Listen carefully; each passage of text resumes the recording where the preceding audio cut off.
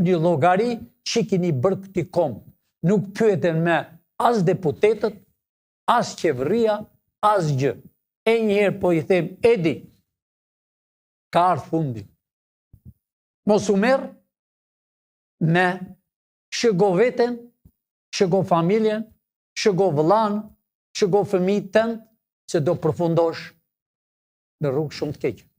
Ta kam thënë, të njoh mirë, por ke filluar shansh spakun, po shan byron kombëtare, ke dalë jashtë linjës, pra ke arritur, ke kaluar shumë vjet të kuqe.